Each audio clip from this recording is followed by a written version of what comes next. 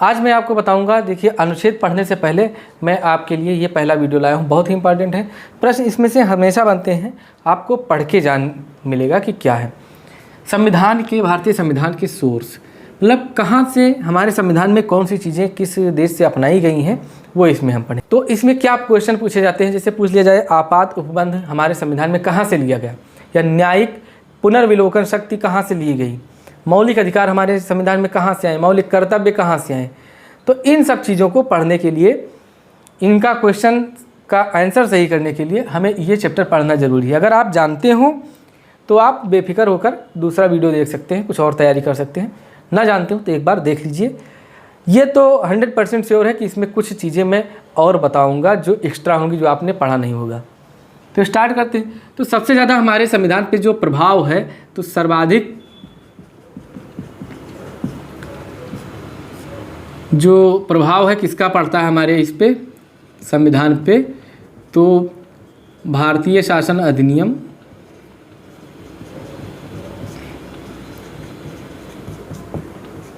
1935। बहुत सी चीज़ें इसमें इस अधिनियम के द्वारा हमारे संविधान में ली गई हैं। फिर भी कुछ चीज़ें हैं जो डायरेक्ट किसी न किसी देश से ली गई हैं, और कौन सी चीज़ें हैं उनको हम जानेंगे।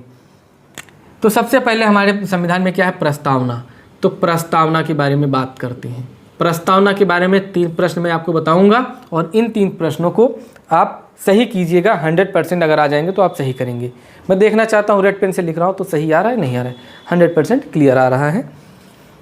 और ना लिखूँ रेड से, क्या, क्योंकि थोड़ा बाद में ब्लर हो जाता है।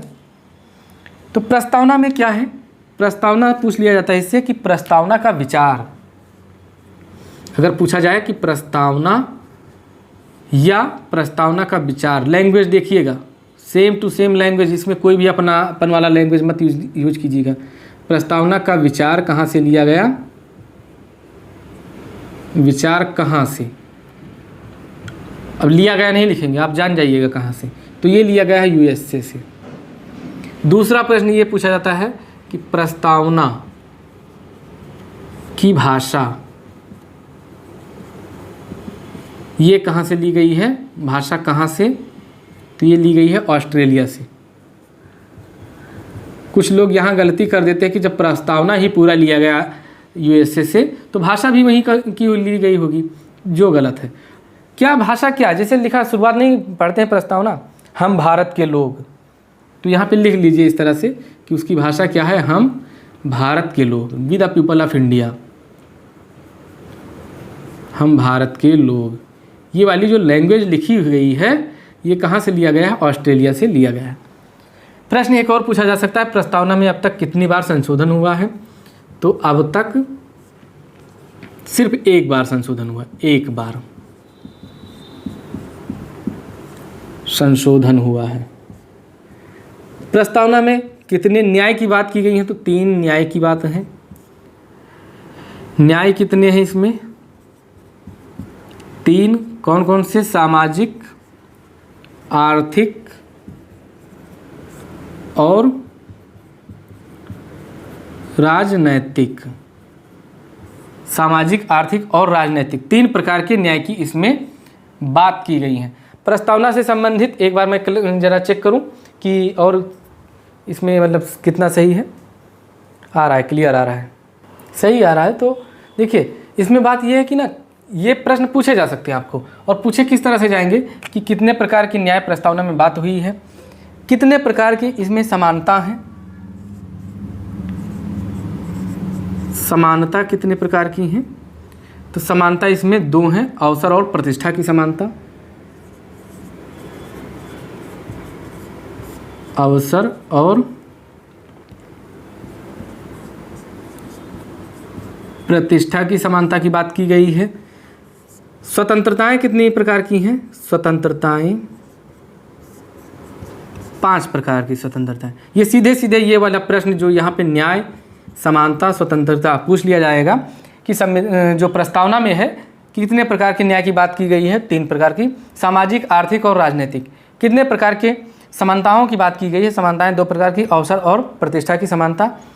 कितने प्रकार की स्वतंत्रता की बात की गई है, तो 5 प्रकार की। देखिए 5 प्रकार हमें याद हैं: विचार, अभिव्यक्ति, धर्म, उपासना, एक और है कोई, वो मुझे याद नहीं आ रहा है। तो इस हिसाब से विचार, अभिव्यक्ति, धर्म, उपासना और किस चीज़ की समानता है, 4 हुई। एक 5वें प्रकार की जो है वो कौन सी है वो मुझे याद नहीं आ रहा है, अभी मैं देख के बता देता हूँ, लिख देता हूँ 5 प्रकार की। फिर देखिए प्रस्तावना को क्या कहा गया, जो प्रस्तावना को कहते हैं संविधान की कुंजी। संविधान की कुंजी इसको कहा गया, संविधान की कुंजी। इसको राजनैतिक दस्तावेज किसने कहा, राजनैतिक दस्तावेज किसने कहा, के एम मुंशी ने कहा, के एम मुंशी ने कहा।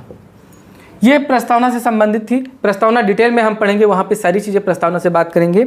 इसको आप इतना नोट कीजिए और फिर मैं इसको हटाता हूँ। समानताएं 2 प्रकार की बात की गई हैं, अवसर एवं प्रतिष्ठा की समानताएं।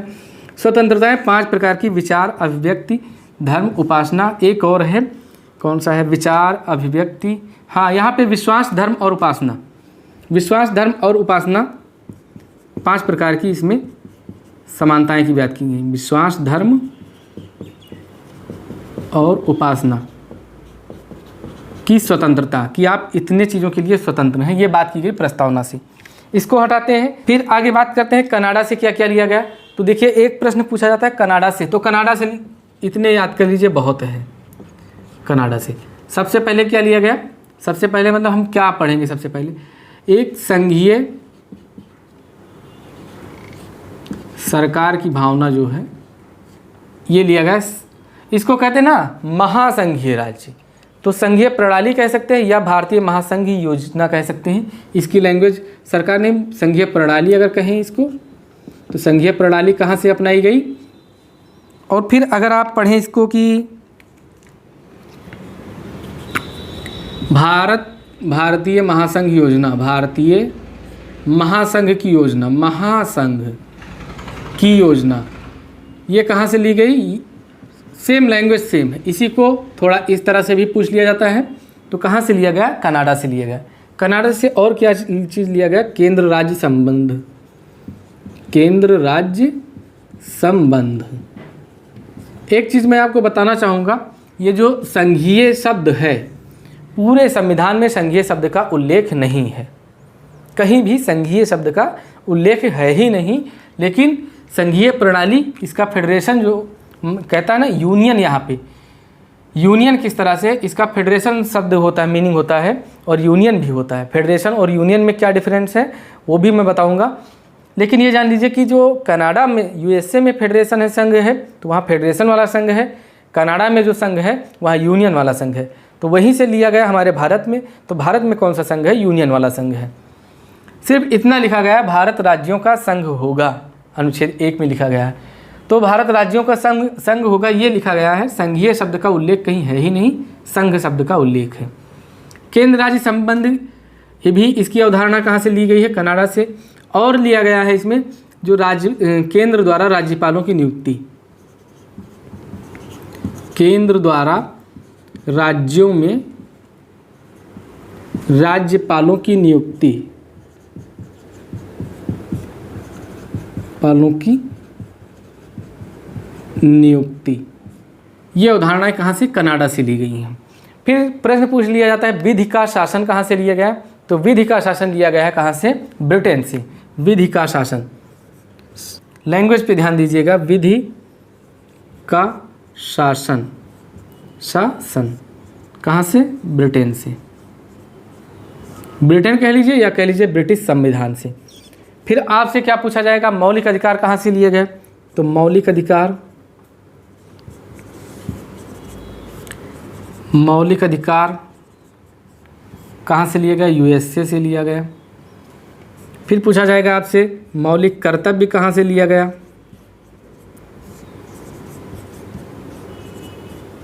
तो ये कहाँ से लिया गया, ये भी ये यूएसएसआर से लिया गया, मतलब रूस से लिया गया मौलिक कर्तव्य। समवर्ती सूची मैंने बताया था, समवर्ती सूची ये कहाँ से ली गई, ऑस्ट्रेलिया से। तो ऑस्ट्रेलिया से 2 चीज़ें हो गई, एक प्रस्तावना की भाषा और समवर्ती सूची। और क्या और पूछ लिया था, न्यायिक पुनर्विलोकन शक्ति। तो न्यायिक पुनर्विलोकन शक्ति क्या है? सुप्रीम कोर्ट की न्यायिक पुनर्विलोकन शक्ति कि वो अपने किसी भी कानून का और किसी भी अपने आदेश का पुनर्विचार कर सकती है। तो न्यायिक पुनर्विलोकन शक्ति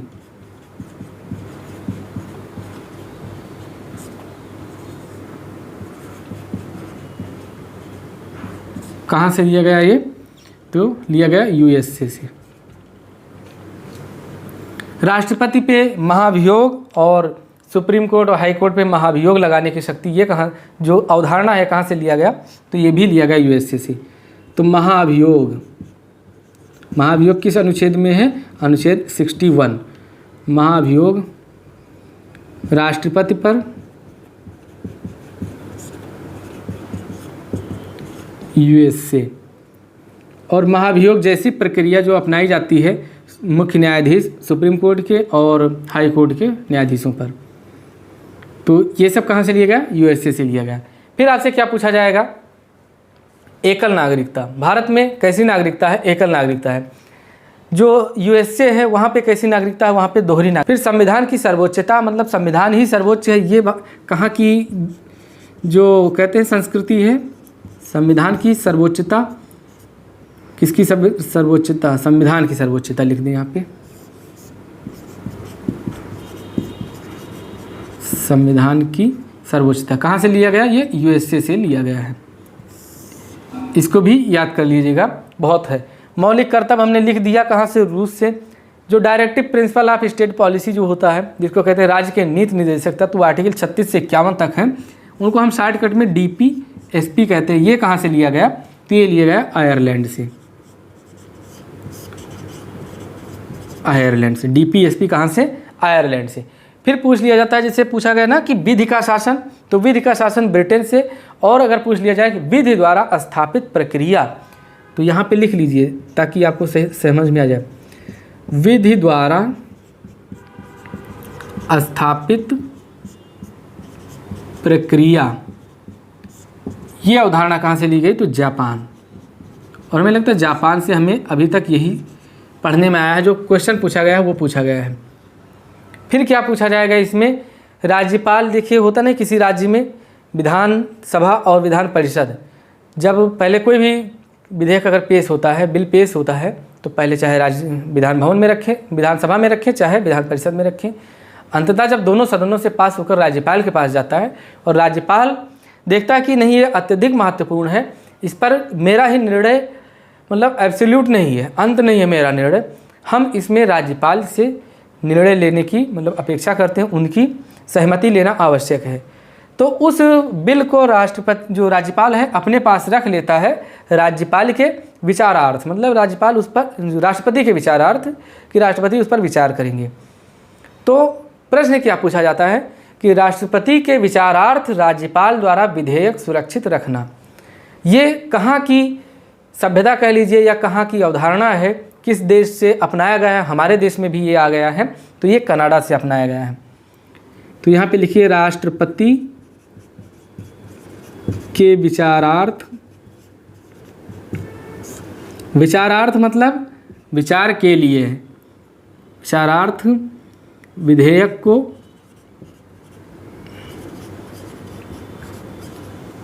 सुरक्षित अपने पास रखना। ये अवधारणा कहाँ से ली गई है? तो ये कनाडा से ली गई है। कनाडा से ली गई है। पूछा जाएगा कि राज्यसभा में जो कुछ सदस्यों को नामित करने का या नामांकित करने का जो प्रचलन है, ये कहाँ से लिया गया? तो ये आयरलैंड से लिया गया। कहाँ से लिया गया? आयरलैंड से। तो आयरलैंड से और क्या लिया गया था? हमने बताया था DPSP। और लिख लीजिए कि राज्यसभा में कुछ सदस्यों को नामित करने की जो शक्तियाँ हैं वो किस मतलब कहाँ से ली गई हैं, अपनाई गई हैं? आयरलैंड से अपनाई गई हैं। फिर उसके बाद पूछा जाता है स्वतंत्रता, समता और बंधुता, ये कहाँ से लिया गया? तो स्वतंत्रता, समता और बंधुता ये लिया गया कहाँ से? ये लिया गया रूस से। रूस से और क्या लिया गया, मौलिक कर्तव्य लिया गया। अब आपको समझ में आ गया होगा ना कि कितना इम्पॉर्टेंट है ये टॉपिक, कि स्वतंत्रता, समता और बंधुता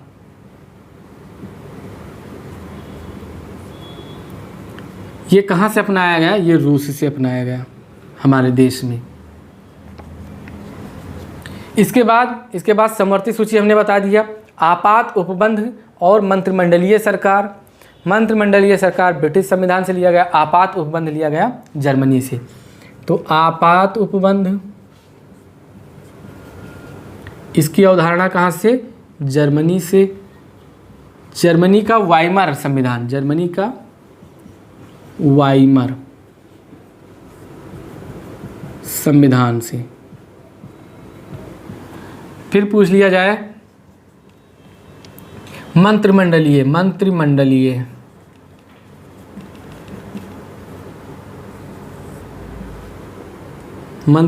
व्यवस्था कहाँ से लिया गया,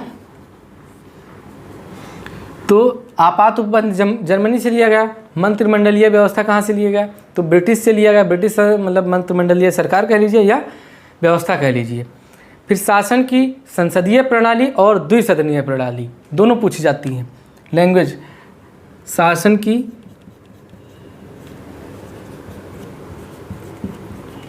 संसदीय प्रणाली, फिर द्विसदनीय प्रणाली। द्विसदनीय मतलब 2 सदन वाली,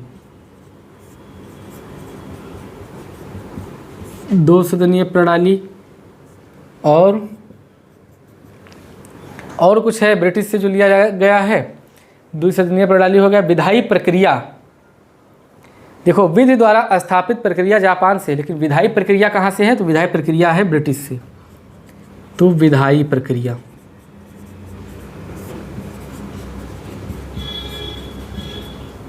और कुछ जो ब्रिटिश से लिया गया, ये सारी चीज़ें कहाँ से ली गई हैं, ये ली गई हैं ब्रिटिश के संविधान से, जिसको कहते हैं ब्रिटेन कहते हैं। कुछ और चीज़ें पूछ ली जाती हैं, जैसे प्रस्तावना में मैंने बताया नहीं कि न्याय कितने प्रकार के हैं, न्याय 3 प्रकार के हैं, सामाजिक और आर्थिक और राजनैतिक न्याय। और बताया हमने कि स्वतंत्रताएं कितने प्रकार की हैं, 5 प्रकार की हैं। कौन सा, विचार, अभिव्यक्ति, विश्वास, धर्म और उपासना की स्वतंत्रता। तो जो न्याय बताया 3 प्रकार की, न्याय कहाँ से लिया गया, ये तो रूस से लिया गया। गणराज्य की अवधारणा फ्रांस से लिया गया। और स्वतंत्रता, समता तथा बंधुता, देखिए मैंने थोड़ा ये बता दिया था, स्वतंत्रता, समता और बंधुता की अवधारणा कहाँ से, ये फ्रांस से है। फ्रांस से, रूस से नहीं है, सॉरी माफ़ कीजिएगा, फ्रांस से है। तो फ्रांस से और क्या, गणराज्य की अवधारणा भी है। गणराज्य की अवधारणा,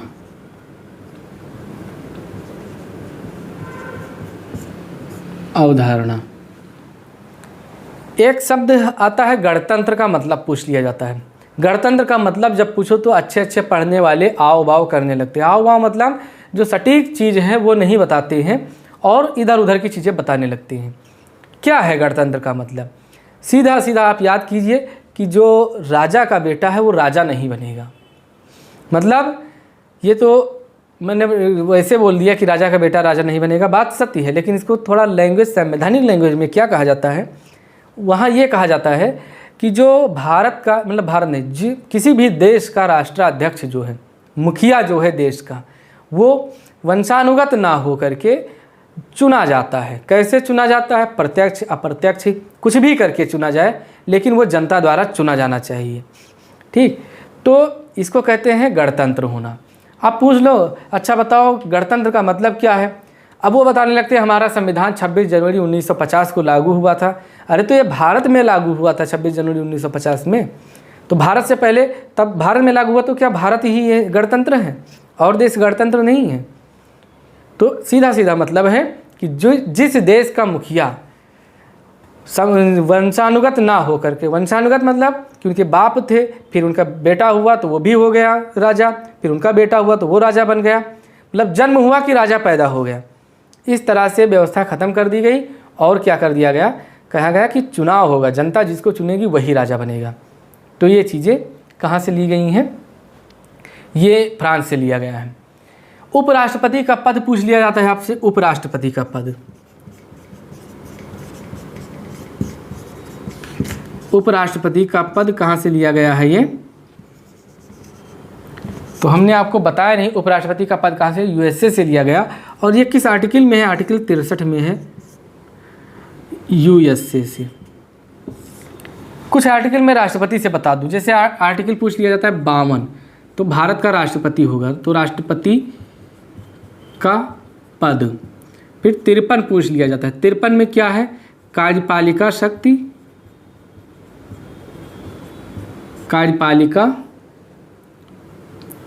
कार्यपालिका शक्ति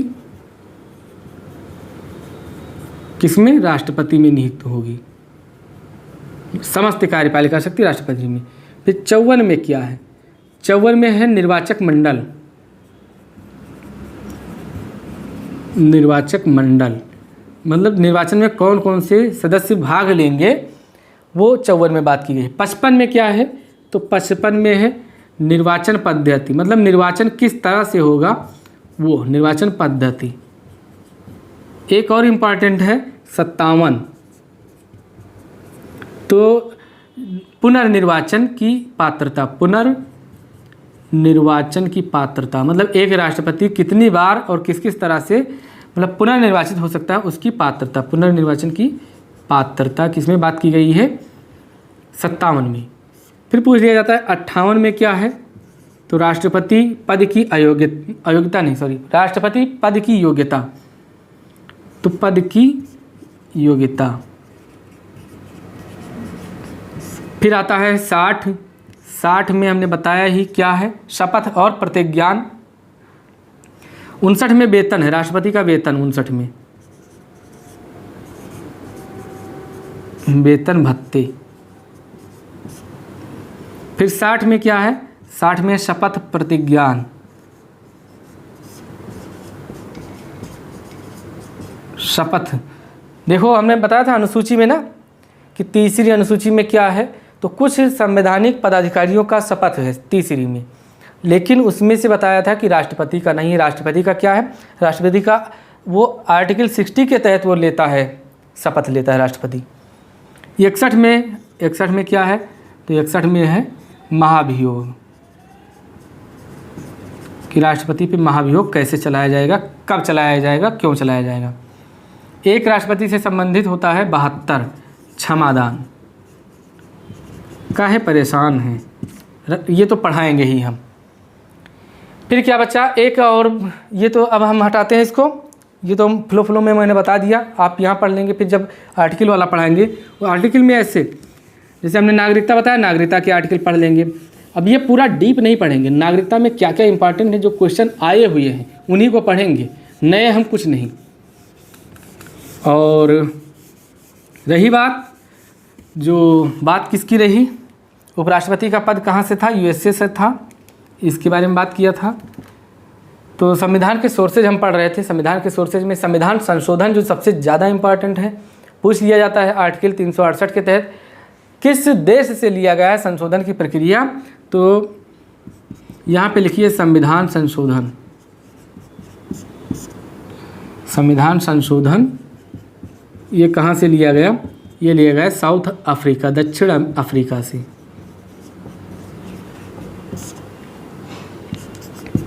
फिर इसके बारे में और एक क्या प्रश्न बन सकता है?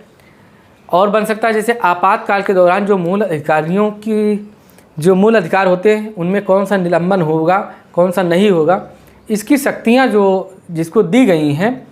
तो ये अवधारणा पूरी कहाँ से ली गई? तो ये जर्मनी से ली गई। नोट कर लीजिएगा, बड़ा लंबा है, लिखने में बड़ा समय चला जाएगा।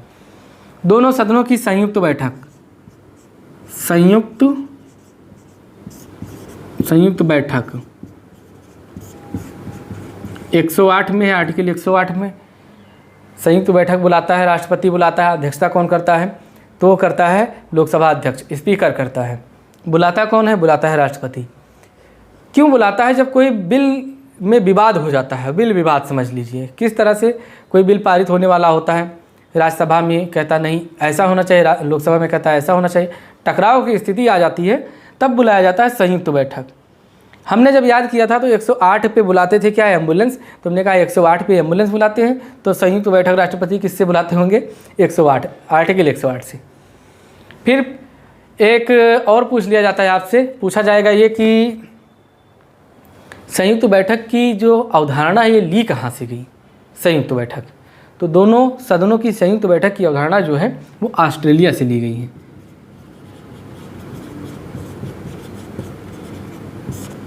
ऑस्ट्रेलिया से। तो दोस्तों ये थी कुछ जो महत्वपूर्ण सोर्सेज थे, महत्वपूर्ण जो अवधारणाएं थी हमारे संविधान में। सबसे ज़्यादा किसका प्रभाव पड़ा, जो भारत शासन अधिनियम 1935 है उससे लिया गया। बाकी कहाँ से क्या लिया गया वो हमने बताया। और हमने बात किया प्रस्तावना के बारे में, राष्ट्रपति के अनुच्छेदों के बारे में। और यही पूछ लिया जाता है, प्रश्न ये पूछ लिया जाता है राष्ट्रपति के निर्वाचन पद्धति कहाँ से ली गई। तो निर्वाचन पद्धति राष्ट्रपति की ली गई कहाँ पे, कहाँ से लिया गया था राष्ट्रपति का निर्वाचन पद्धति, तो आयरलैंड से लिया गया था, DPSP। लिखेंगे नहीं, इतना बहुत है, इससे बाहर कुछ नहीं आएगा। अगर आएगा तो जान लीजिए पेपर का स्तर बहुत ही टफ कर देते हैं। ये RO तक आपका स्टैंड करेगा। ये हमारा जो भी संविधान में कहाँ से क्या लिया गया वो पूछा गया है उस चीज़ के बारे में। इसी के साथ हम विदा लेते हैं आपसे, मिलते हैं नेक्स्ट वीडियो में।